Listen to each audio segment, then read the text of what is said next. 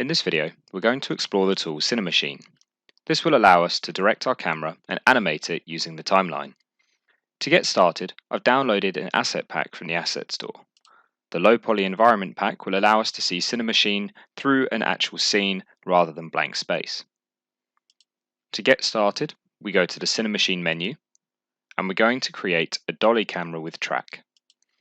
This will allow us to create a path that our camera will follow. We'll begin by selecting our Dolly track and moving it just outside of the tree line. Once here, we can click the plus under waypoints to begin creating our movement path. You'll see a train track between each path that will have a natural curve if we begin to modify the position. We can move the whole path by selecting the original widget, and we're going to set it just there through the tree line.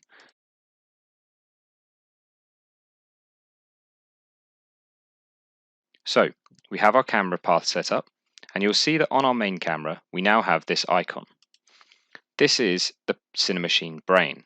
This allows our camera to determine which virtual camera it's going to be following. Next, go to Window, Sequencing, and Timeline.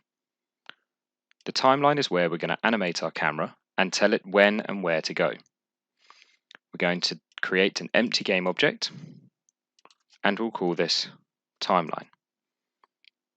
And as it suggests here, we'll create a timeline asset. We're going to be changing through different objects throughout this exercise, but we want to keep this timeline up. So we'll click the lock icon here, so that no matter what object we select, the timeline will stay present. We'll begin by dragging our virtual camera onto the left part of the timeline and add an animation track. We'll also drag our main camera onto the timeline as well and create a Cinemachine track. The virtual camera animation track will allow us to tell the camera where to move, but the main camera, the Cinemachine track, will allow us to direct which camera it is following. To begin, we'll check our Dolly track to see how many waypoints we have. In total we have 4, however we want to get to waypoint 3 within our animation. Next, on our virtual camera, we'll want to press the record icon to begin recording our animation. We'll make sure that our scrubber is at 0, right-click Path Position and select Add Key. You'll see that this adds a small diamond on the animation track. We'll then move the scrubber along to a suitable time, and we'll change the number of path position to 3, as that's our maximum path. We can now stop recording, and if we scrub along the timeline, you can see the camera move along the path. The last component is to right-click on the Cinemachine track and add a Cinemachine shot. We'll position this to overlap with our animation diamonds, and we'll need to select our virtual camera.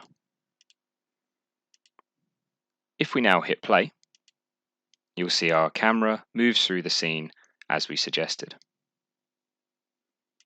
If we want to increase the length of our animation, we can double-click on the animation track,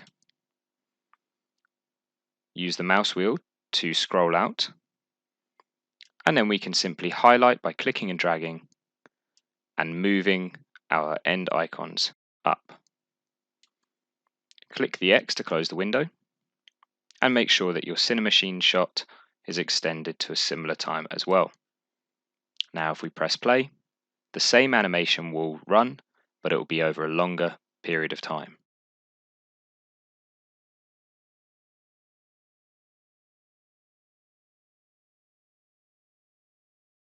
Okay, so we've set up a simple Dolly path and track, but perhaps we want to run with 2 cameras and change our shot. We'll do this by creating another Dolly camera with track, and we'll position this one in a different location within the forest. We'll select our Dolly track and we'll add our waypoints.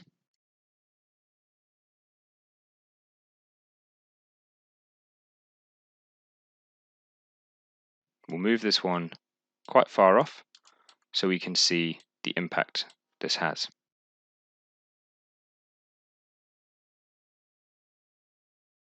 Now, if we drag our main camera onto our animation and add animation track, we can again press record, select our virtual camera, right-click path position and add key.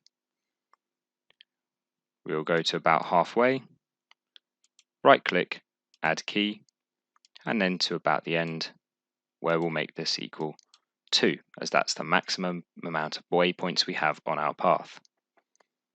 We'll stop recording, and now we will see that it will follow along just up here. So now what we can do is decrease the length of our first shot, right-click, add another Cinemachine shot, and this time we will select Virtual Camera 2. If we now play, you'll notice we begin very much the same way. Our camera starts to flow through, and immediately it snaps to our second track and moves along the animation path. If we want this to be a bit smoother, we can click and drag in the middle of the two shots, and you'll see an angled line appear where we've now layered the shot, and there'll be a smoother transition between the two. If we play now,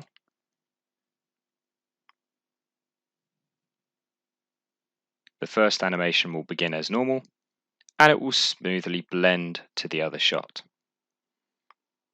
You can increase the length of time or decrease to make the shot work how you would like.